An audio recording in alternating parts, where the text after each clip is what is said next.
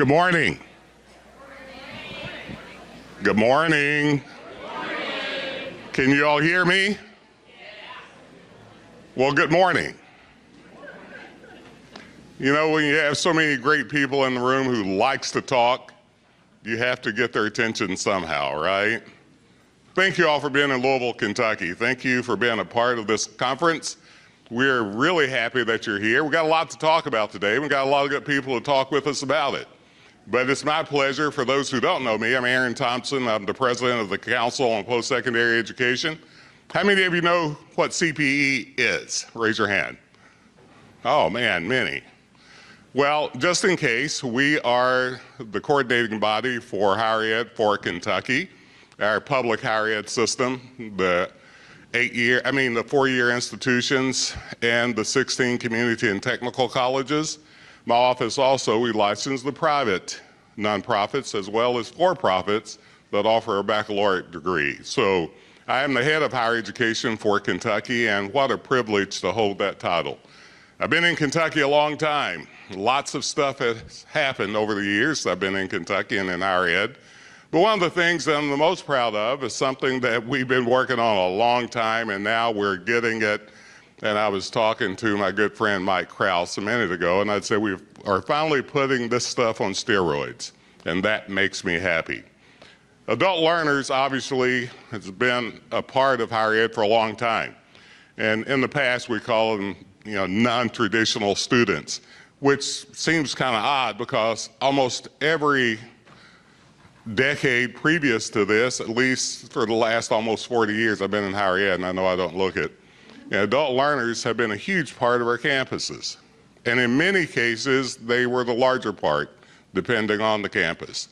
So this conversation that we're having is more than just a conversation. It is about how we do what we should have been doing better for a long time. So this is a call to action. This is our ability together now to say that we have movement and we're going to continue the movement, but we're going to do it even at a faster rate because we don't have a lot of choice. And we've already laid out some things you'll see in your agenda that we're already starting. And the part that I'm the most excited about is that we've been able to do some things what I call in the thread or in the structure of higher ed that's going to help us to move it along even faster.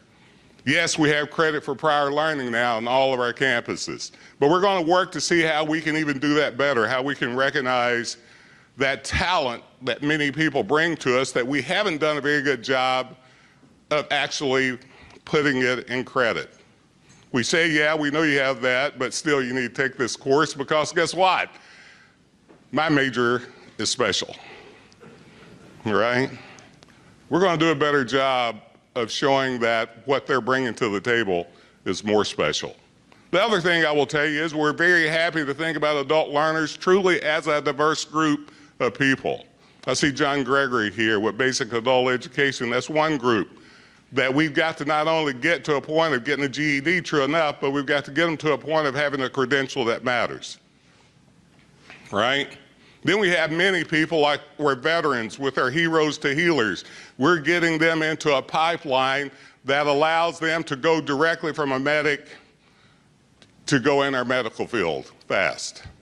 We're doing items that matter around people with childcare needs. We're doing items that matter by having connectors on all of our at least community and technical college campuses and pretty soon 4-year campuses that are connecting adults with those basic needs they have like SNAP benefits that they didn't know they had. This stuff matters.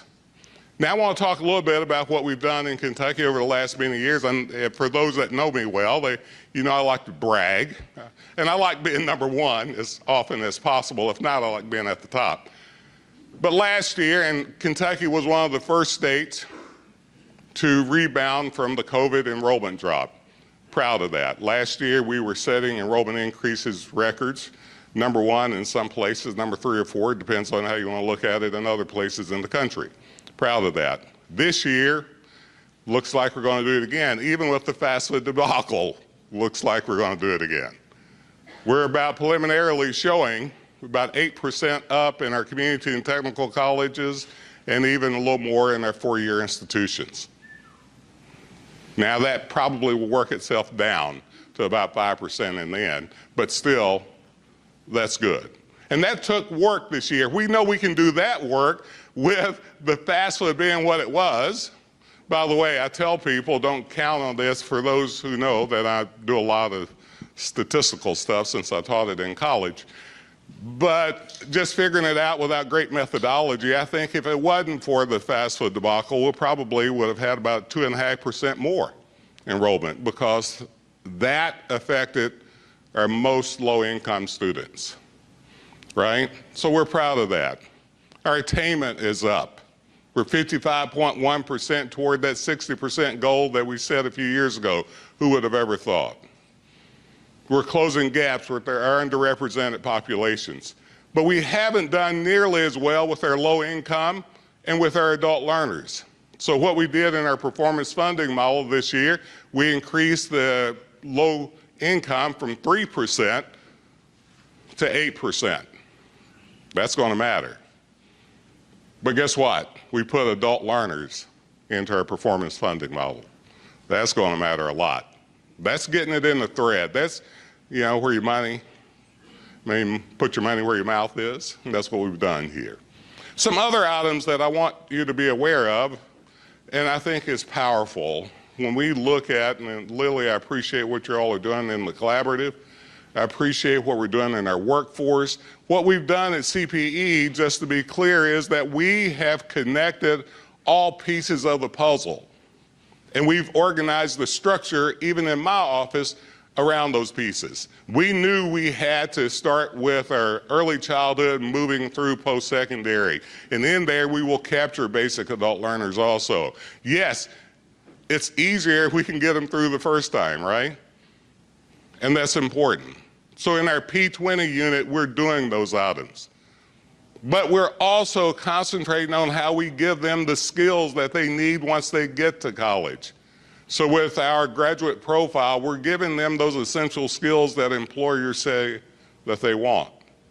And speaking of employers, we decided to actually reorganize CPE and have a workforce unit and business partnership unit. So we're bringing employers in on the front end to work with us. We know that that matters because many of our adult learners coming to us are coming to be skilled up for another positions, and employers are willing to put their skin in the game. As an example, we got $10 million from the legislature, and we've connected in that unit 47 other healthcare partners that put $50 million of their dollars into it. This is what matters if we want to change. It's going to take all of us. It's going to take more than just those of us on campus. It's going to take more than just good alignment, because we are doing that with our transfer pathways. We are doing that with our degree pathways. We are doing those workforce essentials, those 10 essential skills with our graduate profile. We are doing those things, but it's still going to take you all, who are the practitioners where the rubber meets the road, to make it work. And that's what we're about. A couple other items that I want to talk about, which is important. We think of this, I'm just going to ask you to put it in this manner. And we did the same thing several years ago in Kentucky when we said we have to put things into the thread once again. When we decided that we needed to get more people into the pipeline and keep them in the pipeline, retain more, help them to complete more, we looked at barriers. The barriers such as they were taking developmental ed courses. Those developmental ed courses, 0 credit hours, they were getting locked in there, and it affected certain populations more than others. I'm from Eastern Kentucky, I'm an Appalachian. It affected my people. It affected people that looked like me too. It affected a whole lot of folk. We were getting them there, we were keeping them there, and we had about a 30-something% success rate. What we said is, no more of that. We know that our students can learn. We know that our job is to give them that ability to do so.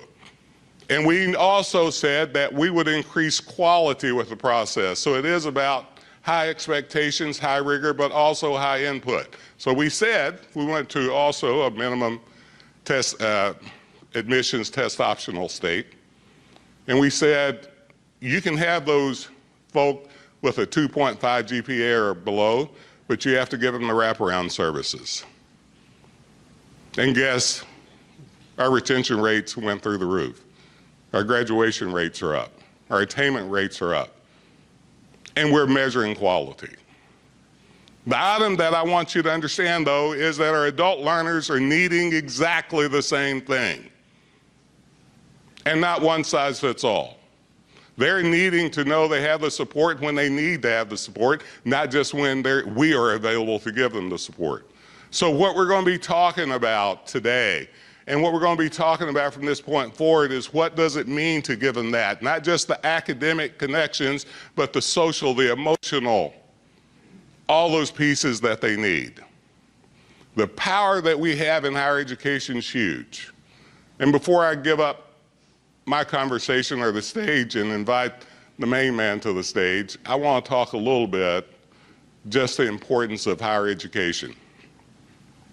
If you look at the opinion polls, it's telling us that many people don't like us.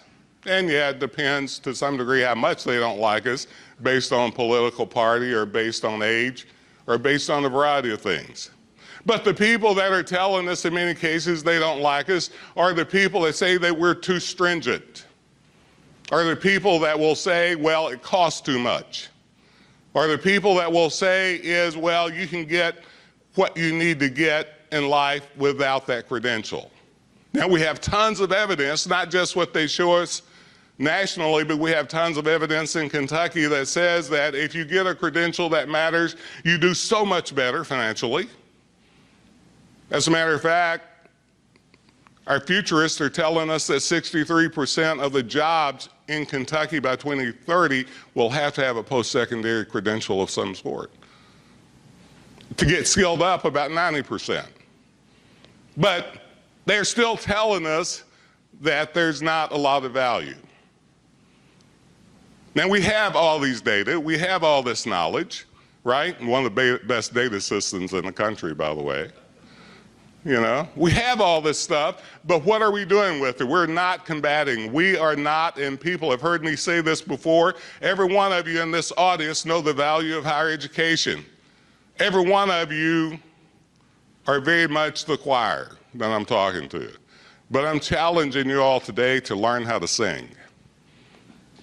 And sing loud and in unison, because we have the facts, we have the knowledge, and many of the people that says that higher education isn't valuable will have a degree themselves and want to make sure their kids have a degree. So it's our job to make sure that everybody that's out there, these 600,000 plus adult learners that we can get back in our system and get them going, that they understand the value. So that message has to be preached by this choir to that audience. And it's as much, and well, maybe more important, that we give that message than it is just to be able to say, well, we have these things in place. We have a credit for prior learning item. If we're not making that work, or they don't know that we have it, then we're not singing very well, right? So the power to change this paradigm, to change this philosophy that higher education isn't worth it, it's on our backs. That's what we're charged to do. Yeah, I may actually be the choir director, I like that, you know, but it's going to take you, where you're at, to be able to spread this knowledge. So how do we do that? Our job at the CPE, with the collaborative, with all of the units at CPE, it is about helping you to sing. It's about giving you the knowledge that we think you can use to help you to do what you need to do. But moreover, it is, though, about you being able to make it work. You are, once again, where the rubber meets the road. Now, I have some stuff I'm supposed to tell you here. I better tell you before, you know. I just want to make sure I haven't missed anything. Oh, well, I can't read very well. What I also want to tell you before Mike get ready, I'm going to bring you up. But what I also want to tell you is that we can look at other states that have done well, and I want to do that. And as much as I love Tennessee and as much as they've done well, we want to kick their butts, right? Yeah. Mike still owes me a bourbon, by the way. But this is about what you can do where you're at, and it won't be one size fits all. Each of you are at different kinds of institutions in different places. But what you can do is to collaborate. What you can do is to learn new ways. What you can do is to say that we have some solutions. What you can do is say, well, what everybody really needs is childcare. We don't have that, so let's not do anything. What you can do is to find out what that population you're going after needs. And it's our job to help you to know that. So I want to thank you once again for being here. I want to actually thank you for allowing me for now many years to be in this spot, to be able to preach this stuff. But more than anything else, I want you to grab the people that's around you and help them to be skilled up, and thank them for doing their work. So now I'd like to introduce a friend of mine that I've known for a while, great colleague. We've known each other a long time. He's actually the former CEO of Tennessee. That's how we first met each other. And we were in rivalry over everything. And they won a few things, maybe is it football? Yeah, maybe a football game or something every once in a while. But they also did some good stuff around adult learners, some of the best stuff that I've seen. And Mike, I know you're going to talk to us about that. But this is Mike Krause, who's the managing director of the John M. Belk Endowment, which is a nonprofit in North Carolina. And they focus on educational outcomes and positive workforce outcomes, especially among underserved students. Now, Mike knows how important that is to me, you know, because if we help those that need help the most, everybody else helps. In Kentucky, we've done very well in some of those areas, and guess what? No one that was already on top failed, they went up.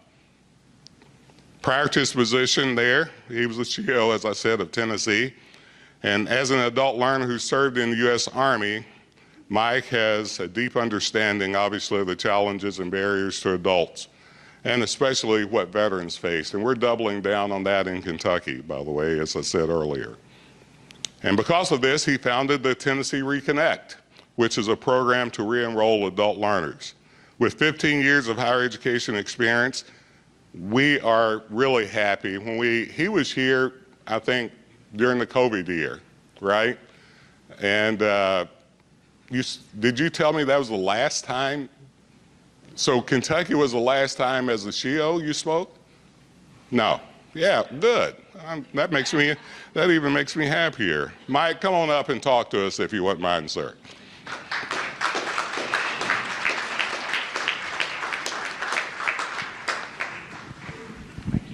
Thank you, man. Appreciate you. Thank you, Mike. And do we have a clicker? We have a clicker. Okay. Good morning. There's a 0% chance of me staying on this stage. So I'm just going to go ahead and come on down. This is a cavernous room. I feel like I'm speaking in the banquet hall of the Titanic. So I'm just going to kind of hang around somewhere here in the middle. I want to start just by saying, as we think about today, you should know as somebody that does work in another state, and I do some national work, this is not common. Most of American higher education is actually, to stick with the Titanic metaphor, just steaming along and completely oblivious to a lot of the forces I'm going to talk to you about. I also want to say that some of what I'm going to say sounds critical of higher education this morning, because it is. The good news about not working for the government anymore is I can say whatever I want, and that's liberating. But the reality is we hold those we care about most to higher standards, and I really care about American higher education. In celestial mechanics, there's this concept called escape velocity, right? So this is the speed at which an object needs to travel to leave the gravitational force of the body it's leaving. The only system in this world that is able to produce escape velocity from poverty is American higher education. The other higher education systems in other countries are not built this way. Explicitly, they're not built this way. But American higher education is different. Particularly, these institutions like community colleges, regional universities, and HBCUs, there is no world peer for them. That's just in America. So I love American higher education. It was able to help me have escape velocity from Appalachia. And I think that we owe American higher education the truth, though, about what's going on and the truth about how we can change our campuses in ways that will be very important for adult learners. The picture on this slide you see, not a stock photo, taken by a member of my team at Forsyth Technical Community College in Winston-Salem, North Carolina. And I love this picture because it shows you what happens when you have adult learners on your campus. And you all know this because you all serve adult learners. They come with their kids. That's really special. And I think centering that's important because some of what we'll talk about in a moment, especially universities, should be careful with the enrollment cliff that's coming because the temptation is to move that ACT thing just move it down a little bit, take a few more of the 28 ACTs, just take as many as we need to fill this class because we got bills to pay around this campus. And in doing so, those campuses risk becoming neither part of the solution or the problem. Our flagships are at great risk of this, so please hear me, flagship universities. So one of the really cool things about this work, though, is it's soul work. If you're working with adult learners, it's incredibly fulfilling. Why? Because for some metaphysical reason, of which I will not speak this morning, we love underdogs. Nobody ever made a movie about the NASA scientists who had it all and just managed to help Apollo. No, we made a movie called Hidden Figures that everybody loves and you stand up and cheer because we love underdogs. We want to root for underdogs. Nobody ever made a movie about the 2008 Patriots and Tom Brady. That would be a terrible movie. Thank you. But we like Hoosiers. We like Rudy. So doing this work is inherently helping the underdog. And I say that as somebody that showed up to college as a 25-year-old who felt very different from my 18-year-old peers because I'd been to war 3 times and they hadn't. That's an underdog feeling. The core of what Dr. Thompson laid out that I think we've all got to consider here is we're really trying to solve a problem. And the fundamental problem is American higher education was built for a very specific set of people, the elite, by generally the elite. And whether we know it or not, we are all complicit in perpetuating these systems that I don't really know why they exist, except they existed at Yale, and so we all wanted to be like them, and so that's why we have 16-week semesters.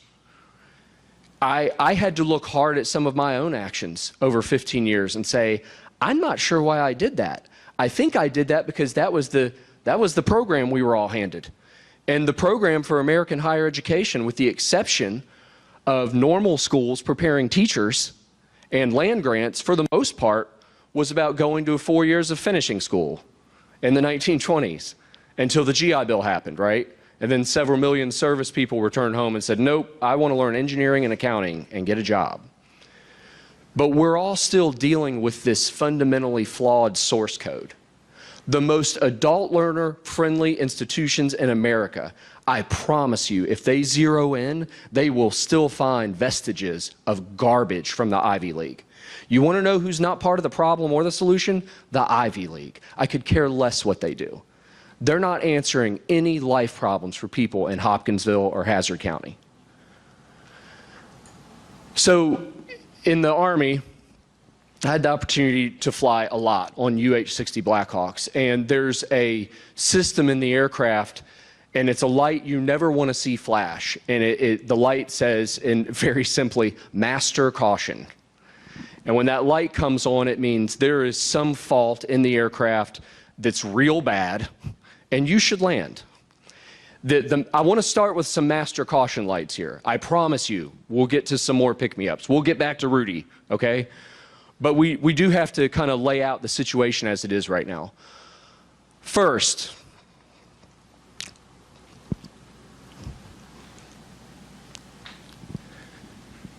this shows the change in birth rates that we're all familiar with. I won't belabor it, except to say I have been surprised the degree to which well-meaning enrollment management folks are still leaning forward thinking there's going to be some rebound of traditional students. There is not. There's another graph I was going to show, way too graphic, see what I did there, for this early in the morning, that shows they're gone. They're never coming back. The traditional pipeline of 18-year-olds is gone. Maybe in 20 or 30 years, I guess. But this is the data. America's student footprint has fundamentally changed, beginning with the Great Recession.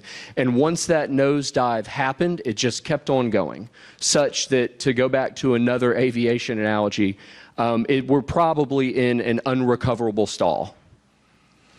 So for the colleges hoping they can wait out this adult learner thing, it's not happening. This is reality, and it's what it will be now for the next several decades. So that's master caution light number one. Number two, if you wanted to come up with the worst possible circumstance, you would say, hey, the entire student population upon which your enterprise was founded is gone.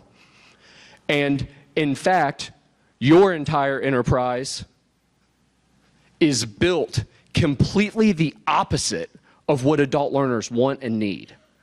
So I want to thank our friends at Inside Track, and I'm going to talk more about them later, but this is data from Inside Track, comprehensive polling that you've probably never seen before. And not that surprising. I would have guessed traditional students want school community. Got it. Activities, frolicking, frisbees, quads. Adult learners do not want your quad. They want help managing their commitments so they can get a degree as fast as possible to get a better job. Full stop. That is the motive. And so unfortunately, with the population of students we have, most of our campuses, again, even very, very attuned campuses to adult learner needs, are still built on, we've really got to be thinking about building this school community. And that's a problem. By the way, there's a place for community with adult learners, absolutely. But it just looks much different than I think the way our systems are configured. Final master caution light. I did not know Dr. Thompson was going to talk about what he talked about relative to perception of higher education. So this is serendipitous. The only thing most Americans agree on across political lines is they're very mad at higher education. And that's troubling to me.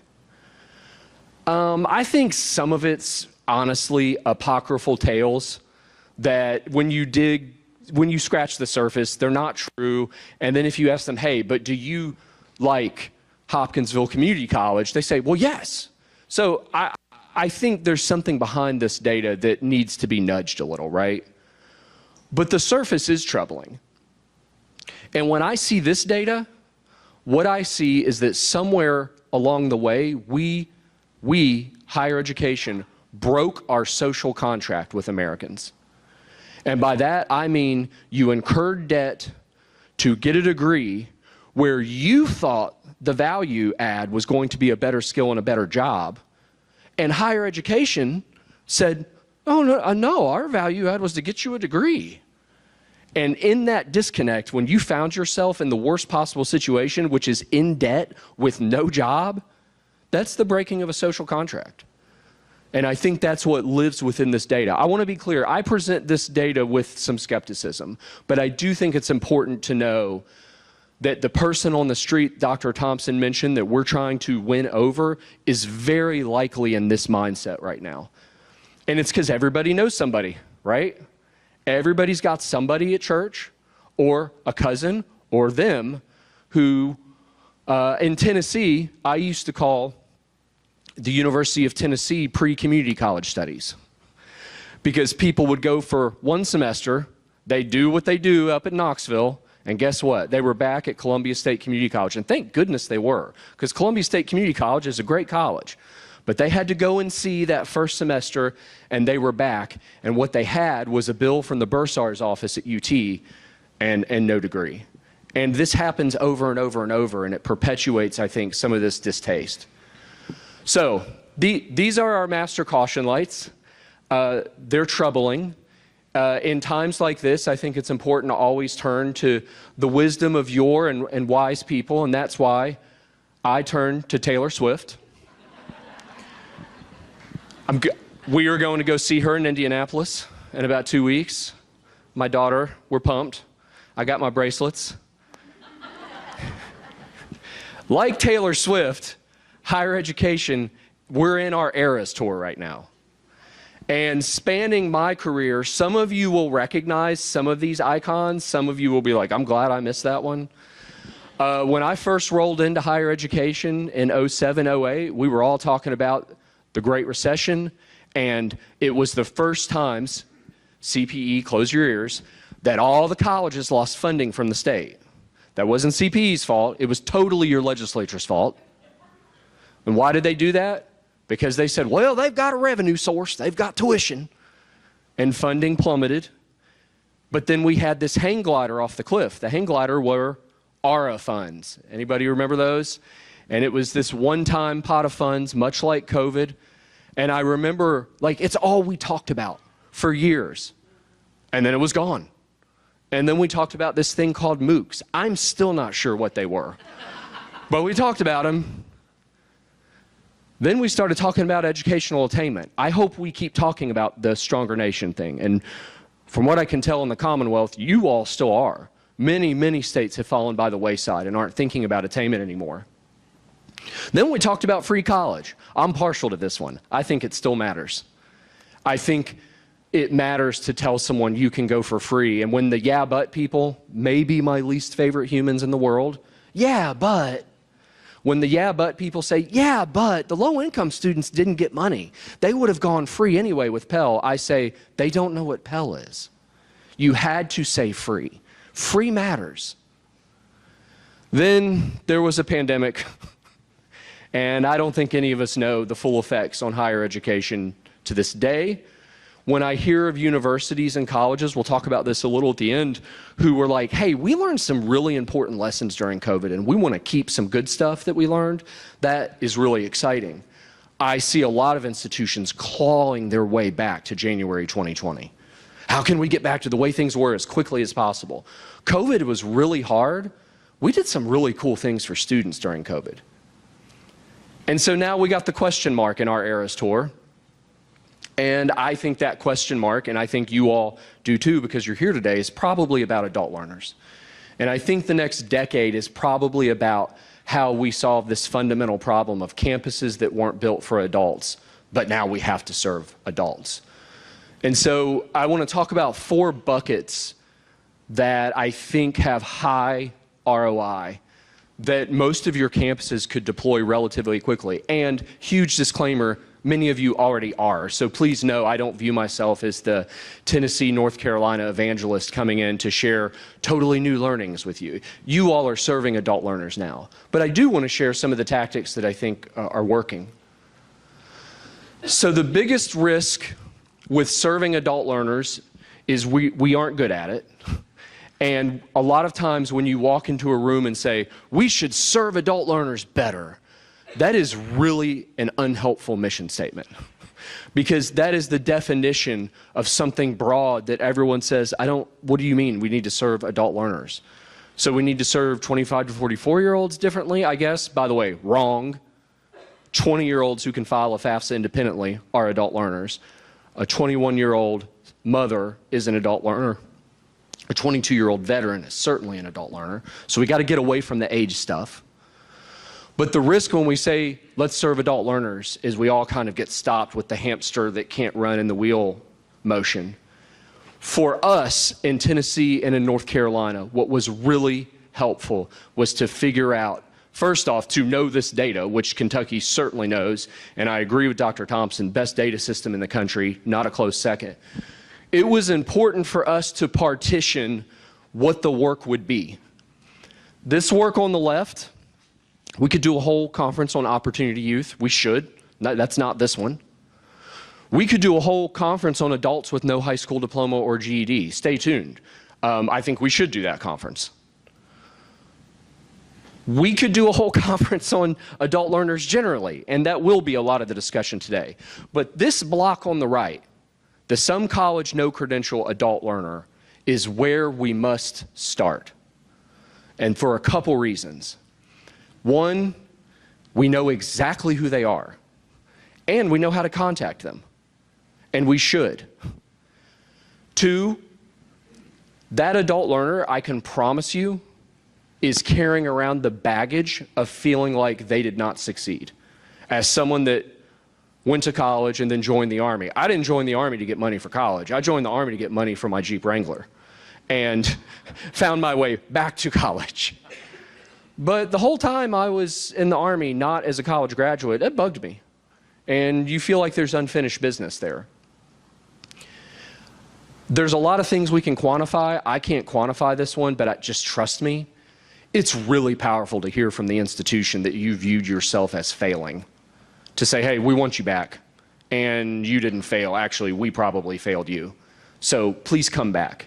That's really powerful. Here's how it's been powerful for us in North Carolina.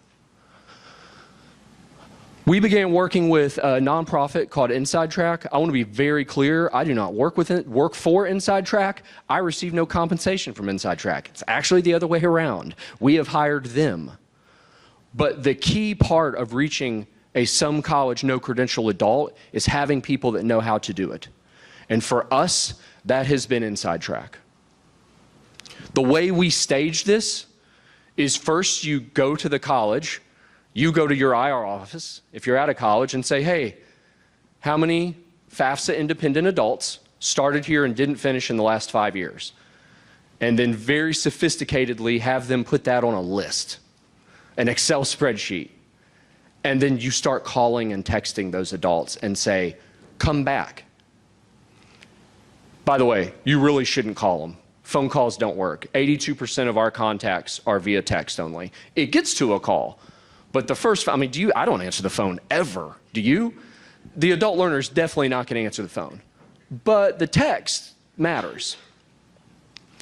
Where Inside Track has been so powerful for us is they have given us a cadre of outreach specialists who are social and emotionally trained to coach, not a call center. Very big difference. I don't think call centers are effective. I think somebody coaching you saying, hey, this is Mike at Murray State. I see you were enrolled last year. Let's talk. That's a text that somebody that has a lurking feeling that maybe they didn't succeed will probably answer. And in fact, they have answered during the campaign that we've waged with Inside Track over the last 4 years. So the mechanics of this, not that complicated. You know exactly who your some college, no credential stop-outs are. Right now, you know who they are. The fix is contacting them. And to some extent, the fix is contacting them with a different message, which we'll talk about in a moment. But if I were on a campus right now and I was like, where should we start? Or, hey, we've been doing a lot of cool stuff, but I want to really accelerate it, I would go reach out to those that had enrolled and not completed, and I would send them a text saying, you should come back. I think you'd be surprised how effective that is. Even absent some compelling message, just to hear from your former institution saying, we'd really like to talk about why you left and see if we could get you on campus. We do that outreach from April through August. Again, I am unaware of campuses that have a staffing surplus. So the good news is the campus turns that list over to Inside Track and they go to work. They go to work with the area code of the campus. They go to work to make sure that on the iPhone it pops up all caps, Hopkinsville Community College, not random Inside Track coach. And during the course of those contacts, we've learned a couple interesting things. One, total waste of time to reach out to people around 4th of July. Don't do it, okay? When the kids get out of school, though, something interesting happens. The first week of June is a power week. And I don't know why that is. I have my own young children in school. I've been thinking about why that might be, but I'm just telling you, if the only thing you did from this conference is go text a bunch of potential adult learners next June, I think that would be a good day's work, because we have seen immense returns. Inside Track coaches these adult learners with a crescendo, right? Asking an adult learner to come back, cool. Asking an adult learner to come back on August 8th, and we want to talk to you twice between now and then, and we're going to waive your admissions fee. Are there admissions fees in Kentucky? Why?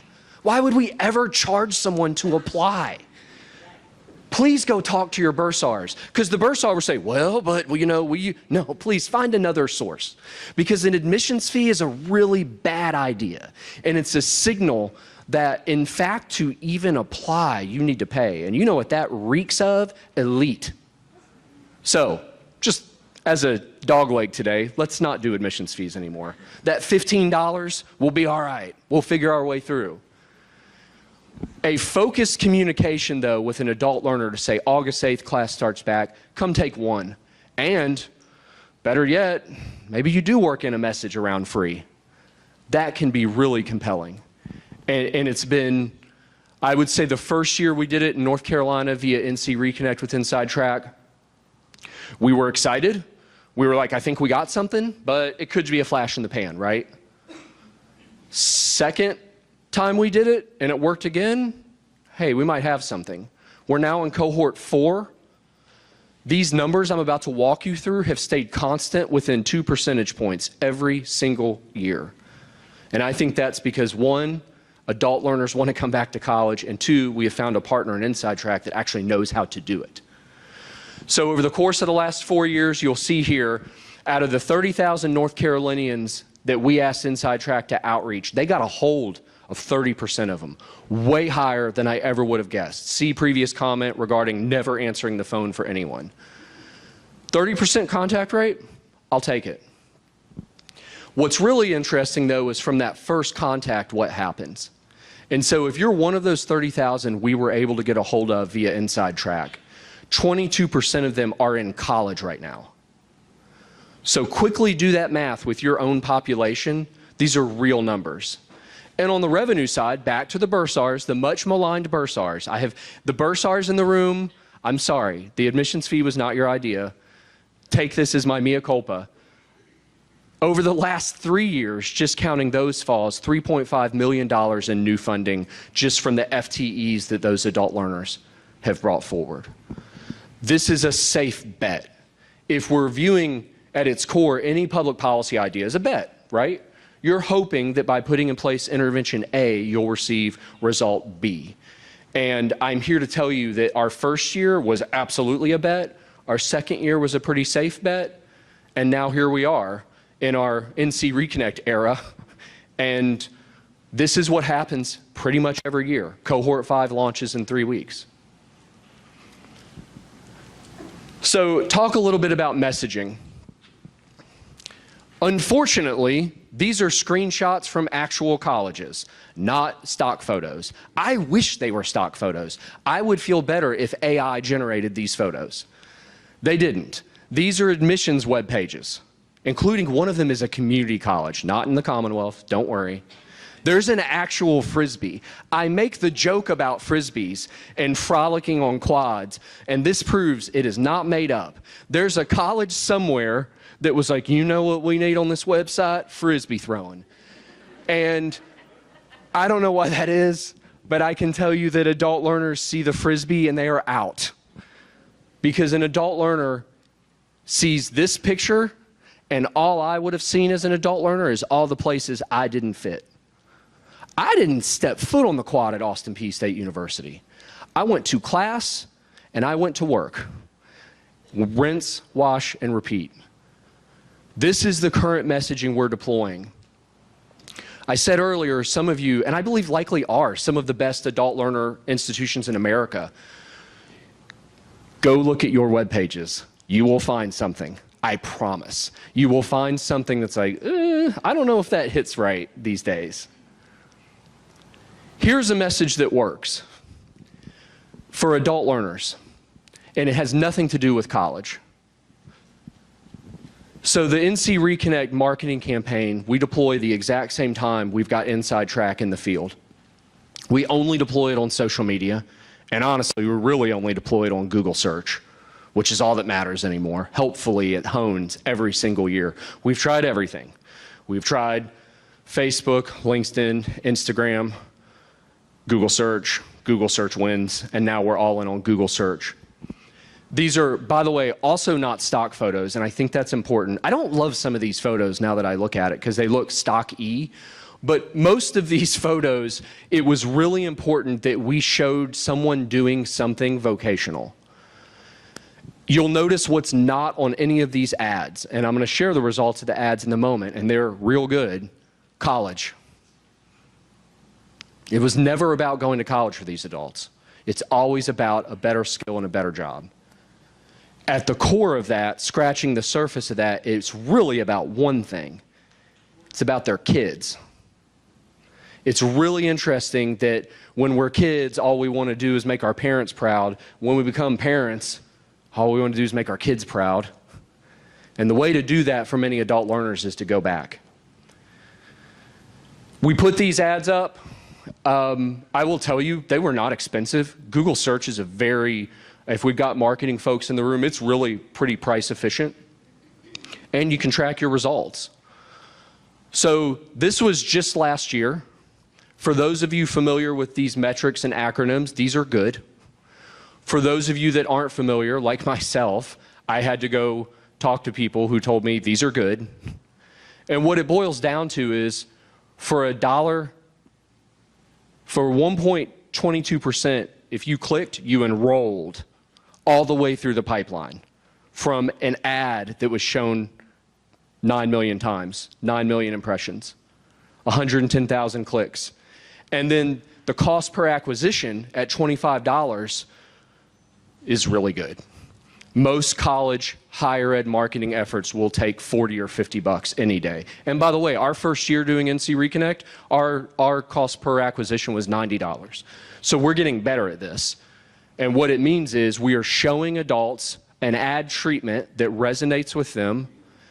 And better yet, we are boxing for-profits out of Google.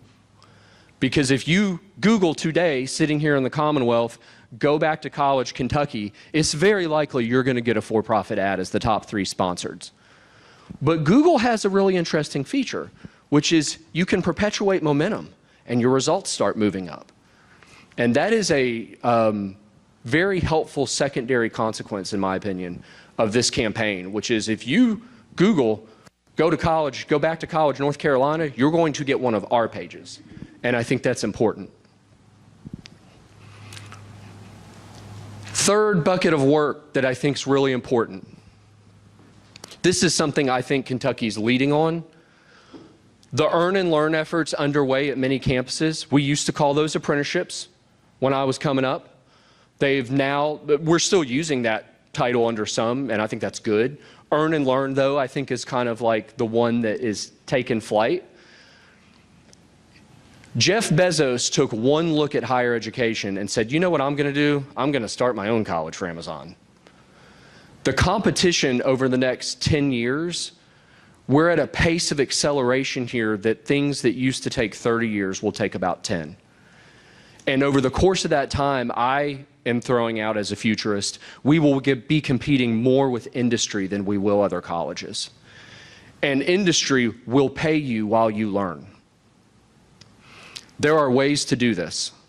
First off, you don't have to do it all 4 years at a university or all 2 years at a community college or even all 16 weeks for a short-term credential. You need to do it for some portion that allows an adult learner to also take care of their family while learning. The message here matters. It's compelling to say, hey, come back and we pay you to learn. That's Wayne Community College in Goldsboro, North Carolina. The single most effective ad last year on those metrics I showed you was that ad. Pay you to learn. If one of our eras was free, I think we're entering and we're going to pay you to learn era. I would beseech you to take a look at this one because there are a lot of colleges. I will tell you probably the leader in this nationally is West Virginia. I'm not used to saying that. but they are. And you can go get a great job, tuition-free, and get paid while you do it. And for the math folks in the room, you're saying, well, how is that possible? It's possible by bellying up to workforce and saying, hey, you really like to complain about our product. You've been busy, chambers of commerce, saying, we don't get what we need from the colleges. Here's your chance. To Dr. Thompson's point, money where your mouth is. You say you need all these solar energy technicians. You say you want a diverse workforce. Need you in here with us on this one. I'm really excited about where this one goes over the next several years. The hazard is people see this and they go straight to short-term credentials only, and I totally disagree with that. Our university partners, probably one of the most lucrative fast tracks to the middle class in America are your information technology degrees. It is criminal that we are asking students to provide exactly what the workforce needs, and the workforce during really isn't providing much. Maybe some internships, sometimes. It's time for us to have a little bit of a social contract with business to say, we need your help producing the workers you say you need. Last bucket. This is the hard one, because this is where you have to break some stuff. If you haven't sat down and walked your own admissions pipeline at your college, please do that. Please start from a Google search link and walk your pipeline and count the steps. My guess is some of the colleges in here are awesome at this and doing wonderfully. My other guess is that some of the colleges in here will be horrified at what you find. Steps that nobody knows why they're there, phone calls that aren't returned. Every year we do Secret Shopper with our NC Reconnect colleges. It's a really helpful exercise. By the way, calls aren't returned from colleges because of malice. They're not returned because everybody's overworked. So we need to go in there when we're thinking of our teams with some compassion here, right? The calls that aren't returned are because everybody's staff's so thin. But they aren't returned sometimes, and that's a real problem. And I love the way this president I work with in North Carolina put it, which is we have to kind of start fresh and we have to be ready to consider new things. Saying it's going to be hard, not a qualifier not to do it. It absolutely will be hard. And I had that exact thing said to me when I was in Dr. Thompson's role in Tennessee by a campus. I said, this is going to be hard though. I was like, yeah, it will, but we have to do it. Hyman Rickover is the father of the modern nuclear reactor. He was a Navy admiral, very eccentric, worth reading a biography. Don't think he would have been a fun guy to hang out with. But he got those nuclear reactors inside submarines. And the way he did that is he would ask why 5 times. By the way, the why is always being asked in response to when somebody says we can't. Why? Why? Why? 2 out of 10 times, I'll call it 4 out of 10 times. You'll get a great answer. Like, oh, you know what, that's fair. Against the law. Okay, we can't do that. FERPA, got it, can't do that. 6 out of 10, I bet you'll find that we weren't really quite sure why we were doing it, or if we were, the reasons were not good. Asking why 5 times on a campus around adult learner systems design is powerful, and it costs literally nothing. It's a conversation. The systems that I've been most fascinated with, this will be a hard screen to read for some of you, so I'll walk you through it. We work with a college called Wilkes Community College, Wilkesboro, North Carolina, identical to our Eastern Kentucky institutions. This is Appalachia. At Wilkes Community College, they asked a crazy question. What if we made a spreadsheet of adult learners and tracked if they came to class? And if they didn't come to class, we called them and said, why weren't you at class? Furthermore, what if we just followed these adult learners through the whole semester? We're dealing with knowable facts here, y'all. The beginning end down here is not that large. And my guess, I will throw this out there, is almost none of your campuses are tracking cohorts this way. Maybe a few, and if you are, hats off to you. I had not done this in Tennessee, no. I saw little Wilkes Community College doing this, and I said, that's the way. We're all familiar, I think, maybe with the story of Georgia State University and the work that Tim Rennick did there to take Georgia State's completion rates through the roof, especially among students of color, and equalized, equity gaps erased. And when you ask Tim Rennick how he did that, he'll say, we called students if they didn't come to class, and we tracked them throughout the life of the cohort. This really isn't even systems redesign, y'all. This is just basic accountability of our inputs. To be clear, you are tracking this because you have to, right? For CPE and for iPads. But data that's never mobilized is literally non-existent data. This is Schrodinger's cat, okay? Data that we never viewed didn't happen. This is a really important window into your institution's pipeline that, again, costs nothing. It's a query. It's troubling sometimes when somebody says, and this happens, I don't know what student information system y'all are in. Are y'all in Banner-ish? What SIS are you guys in? Colleague. Oh, Colleague. That's what we're in North Carolina. Not a Colleague sales rep, ladies and gentlemen. Here's the deal. Somebody telling you a data system won't do something is wrong. Data systems are not sentient beings. They will do whatever you program them to do, in fact. They will run whatever query you ask them to run. How you choose to use the data, then, is incumbent on you. But beware the SIS answer that is, well, I don't think the system will do that. It will. We're not to Skynet and Terminator yet. It's on the horizon. That's the next presentation. But these student information systems will spit this out. By the way, this is a Colleague code, and I can send it to you. I sent this patch. Absolutely, Tracy. Let's go. I sent this patch to somebody 2 weeks ago in another state. You run the query. See what happens. See what the pipeline looks like. Maybe you find out you're the best ever. I don't know. But for a president and senior level staff to know, hey, we had 108 adult learners start this semester, and know that flow all the way through is everything. Ordinarily, I'd wrap up here. Not ordinary times. This is the situation we've been living in North Carolina for the last 3 weeks. This is Asheville. This is downtown Asheville, y'all. And if you've never been to Asheville, please come when the water's back on. This entire area was the River Arts District. We're operating somewhere I've never been before. Multiple tornadoes and COVID while in the SHIO role. This is something different. I think Eastern Kentucky knows about floods, and I know in Western Kentucky the tornado situation in 2019. But here's what we can take away from this. When COVID hits, or when your campus is nearly destroyed by a flood, a lot of things change quickly. And I'm fascinated by the things that change, because then it makes me wonder, why did we ever need them? Not everything changed during these floods, but I can tell you we cut a lot of red tape quickly, we being the colleges, not the Belk Endowment. And I think that's telling, that if you could cut the red tape that quickly, apparently it was pretty thin tape. And it's probably where I would start on systems redesign.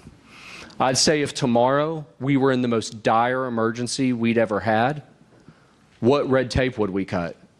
And that's a safe way to ask the question in an audience without people feeling threatened administratively, right? And then once you see what they would cut, you know something about what could be on the chopping block. For us, the picture on the left I told you about, the picture on the right is at Pitt Community College in Greenville, North Carolina. If you're an adult learner, you meet one person and do everything sitting at that computer to get enrolled. You're not getting sent on the scavenger hunt all around campus. You walk in, you get helped. By the way, who did she bring to campus with her? Her daughter. And you walk out enrolled. With very few exceptions, I know some of our independent university partners and college partners, and some of our maybe more selective public university partners, this wouldn't apply to. But for the vast majority of colleges, you can get enrolled as quick as the college will let you. And for community colleges and many regionals, that could be today. Because I can promise you who lets them enroll today: Strayer and Capella. We should really think about ways in which somebody enters campus a prospect and leaves with a student ID under the same roof. During the course of this disaster with Hurricane Helene over the last few weeks, I heard a sentence where somebody said, you know, we've got to be careful, higher education, you know, we're not a first responder. And I said, no, we are. One, all those that have been through big disasters know the hub of all relief activity ends up becoming the campus, because you got a lot of pavement, probably got showers, and likely have Wi-Fi. But on the other side of things, higher education is a first responder, because as you're digging out your life, you're trying to think about what your next step might be. And this is where, with Inside Track, we went from concept to students being coached in Haywood County, North Carolina, one of our hardest hit counties, in 5 days. The outreach is really simple. Are you okay? You coming back? If you're not, let's talk about why and when you could come back. Do you need food? Do you need somewhere to live? So it's interesting, because this mindset that we could deploy to change higher education for adult learners is also a mindset we can deploy in people's really dire situations.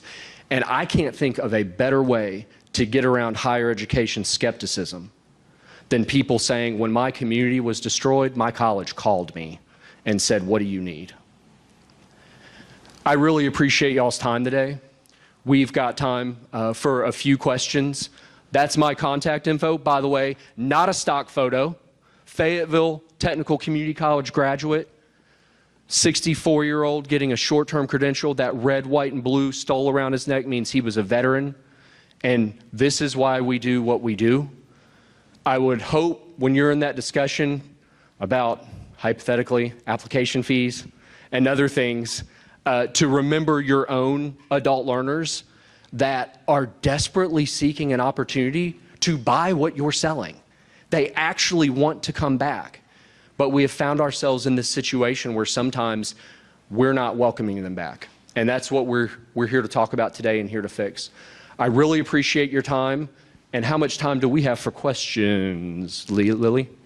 Oh yeah, we got a couple minutes. Questions, thoughts, responses, angry bursars. Yes, ma'am. Talk about systems, and one of the systems we have here is that the 15 to finish concept. Yeah. And when our adult learners walk on campus and they see these signs of 15 to finish, they don't feel like they belong there. And then institutions have the pressure of an on-time graduation for funds. So what are some creative ways that other places are addressing this issue? Great question around the 15 to finish imperative, which is empirically proven with traditional students, full stop, vis-a-vis how we balance it with these adults. For instance, walking on campus and you see 15 to finish and asking an adult learner to take 15 credit hours means they'll probably take 0, right? I think that part of this is the nuance of messaging with the outreach for us. And by the way, you could weave in the sentence, hey, and when you come to campus, just know we're 3 credit hours at a time works for us, whatever works for you. Secondarily, I do think this is where the front door matters. I love the point you made about signage, because this stuff often comes down to things like that. If you're an adult learner walking on campus, I will tell you this. When I walked on campus, I was looking for reasons to leave and to just go back in the Army. I still had the Jeep Wrangler. It needed lights. There were all sorts of reasons why I might have gone back in the Army. And if you see 15 to finish, that could feel like a real gut punch. I think it matters. Imagine a world in which what's your name? Courtney. So Courtney, imagine a world in which it's like, hey, Courtney, I'm Mike with Hopkinsville Community College. By the way, this would be an inside track coach. Come see us in Abrams Hall. That's an adult learner one-stop. You don't need to go anywhere else. And in that way, you kind of change the front door that they see when they walk on campus. Because here's despite some of my doomsaying around traditional students, they will still continue to be enrolling, right? And we need to make sure that they can succeed, also. But there's some nuance here that could be deployed really more with logistics than anything else that I think would mitigate a real risk, though, where we're sending two different messages? I love that question. Others? Yes, ma'am. When we reach out to some college folks, we find that many of them have past due balances. I was wondering what kind of programming or policy, how you all address that. Also love this question. We live in these weeds every day with NC Reconnect. So and by the way, so you're actively reaching out to your some college no degrees? That's incredible. You are in the 0.1% of American higher education now, right? Many colleges aren't. The balance owed on an account, by the way, there's some state nuance here because I said oftentimes 4 times out of 10, there may be a real reason. Is there a state law around unpaid balances? The SHIO's telling me no. I love that because in North Carolina, there is. They cannot be written off. The state auditor has to see that it was paid. And I get why that might be. In Tennessee and Kentucky, it sounds like you can write off balances. I would urge you to sort those balances because in this case, broad statements are the enemy. Well, we've got 1,000 students with an unpaid balance. Okay, let's sort and let's do a frequency table because what I have found is, there probably is a student with $1,000 balance. That's going to be a tough road to write off, right? And we probably need to get into some bigger questions. The student with the $50 balance is very different though. And I think there's some threshold with which your own data could indicate like, hey, we could move the needle with these students with very small balances. And thank goodness you live in a Commonwealth where you're allowed to do that because in many states you aren't. And I would tell that, I can't believe we're bringing up bursars again. I would tell that CFO, let's make a bet here. And if these students re-enroll, first off, that is revenue we didn't have. They're nowhere on our balance sheet now. And you could do a couple things. We have friends at Ithaca SR who I think are talking about this later today. They are here. Where are they? Raise your hands. See, I didn't even know. You guys are getting a shout out. Ithaca has done incredible work around this to both colleges to say, okay, you're mad we're going to write off this balance we're never going to pay. Think about that, right? And how to message to the students some ways in. And that probably involves some responsibility on the student's part, right? It probably isn't, we're writing it off. It's probably, hey, we need you to get a satisfactory academic progress, and then we will talk about how you're balanced. Right now, we're going to put it on hold, and let's talk at the end of that semester. This is one of the great questions around adult learners that emerges quickly, as well as childcare and transportation. They're like the 3 horsemen, unpaid balances, childcare, transportation. 4 horsemen, to stay aligned with the Bible, would be SAP. Students that are out of satisfactory academic progress so they can't get financial aid. The best bet you will ever make is on an adult learner who is out of SAP. You know why? Very rarely are they out of SAP with a 0.8 GPA, though if they are, that's impressive. Generally, it's like a 1.9, a 1.7, and they need to get 2 Bs, and then they're in. Make the bet on them and say, hey, we can scholarship you back in. And in fact, if you do that, your outreach message is totally different. Then you're not just knocking on their door to come back. You're knocking on their door to say, hey, I saw you had some issues. Let's talk about how we get you Pell eligible again. So that was a little bit of a dogleg from your question, but I love that you asked it. And if you have flexibility in this state, I would just say try it with 100 unpaid balance students. Just try it. What's the worst that's going to happen? They're not going to pay you anyway. Next question. And the Ithaca folks can speak to this with greater authority, but the problem with these unpaid balances, it turns out states get about 8% of the money back, and when they send them to collections, which does happen many places, and that's extremely damaging for these students. Now, I know we have to hold people accountable and personal responsibility for paying money you borrowed or what you owe, and we want to change behavior broadly and get everybody not paying, but we really need to think about that because it's very damaging to people's credit. Thank you, Kyle. Yes, ma'am, in the back. Hi, what are your thoughts on, I'd like for you to expand your thoughts on child care. I really enjoyed your picture with your son. And one of my, I work as a counselor, not everybody. And one of my previous positions, the college instructor, I taught at a 4-year institution in Appalachia whose average age student was 26. And even though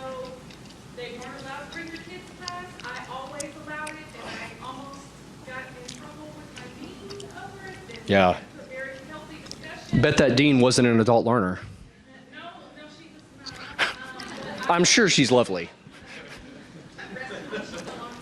But, Whoa. but I was a mother as well, and I just could not understand the whole thing.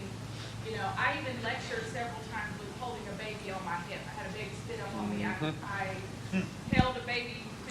You know, I was just bringing kids to class. Yeah. They're trying to make a better life for themselves. You know, and I was just so sad and maybe upset that didn't see anybody trying to help solve the problem. I just would like to know. I love that you shared both your lived experience. By the way, we got a gap here among higher educators that were adult learners. Won't do the show of hands, although I find it is more than you would think. But it's really important when we assess this to have team members that were like, no, I was an adult learner, and that's why this won't work. And I would urge you within your own teams to amplify those voices a little bit. I am a little concerned. This is emerging, okay? I'm a little concerned that the answer is not childcare facilities on campus. I'm starting to see that's not the answer. One, parents want to leave their kids with people they have a deep relationship with. And I will tell you, we invested at the endowment in childcare for a community college, and it was not used. And I started to think about why that was, and I think it was probably for all the right reasons, which was a parent being like, I don't know you. I'm not so sure that facilities are the answer. And I love your segue, though, because I think the answer is probably where you stood as a faculty member, which is about flexible attendance and being a human. And so let's try to look a little less towards facilities and a little more towards syllabi and policies. I really appreciate y'all's time. I will be here hanging around for a little bit. And please know that what's going on in Kentucky right now is special, and it's not happening everywhere. So don't take for granted. Thank you.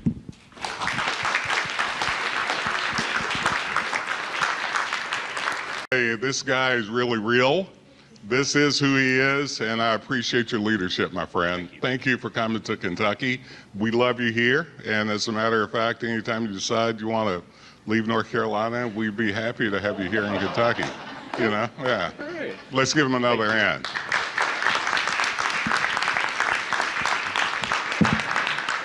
I think the questions were very good. I do want to tell you about the debt. CPE is working with all of our campuses. We are forgiving debts all the time. So that's what we've been doing. So, and it's even getting better, not just for our adult learners. There are thresholds. Let me be clear. There are thresholds. But not just forgiving debts. At a certain level, we do. But then other times, we're trying to work out a payment plan, but get them back in school first. So the return on investment is huge. You're absolutely right. You know, if we can get our students back engaged, we'll get that money probably and more, and that matters. A couple of items I'll leave you with, and then you can tell we have a few minutes or about 30 minutes to actually congregate, right, and network and say great things to each other and tell everybody how great Mike's presentation was. But a couple other things I will say. We have this 60 by 30, and no doubt about it. We're worried about the enrollment cliff. But we also have, just for traditional students, we have close to 50% that are not going now, so we can get those. But we still cannot get to our 60 by 30 unless we get these adult learners re-engaged with us. So this is not something we're doing on the side. This is something that we are doing as very much our agenda. Please know that. The other item I will say that I got from this is the admissions fee. And for many of our colleges, they use that money for other things. But you're right, when you're charging $30, $35 per student, and that's going to keep those students from coming to you, that's not a very good policy. And I like to work on things that are not very good policies. So thank you. Let's give them another hand, and we appreciate you. Thank you.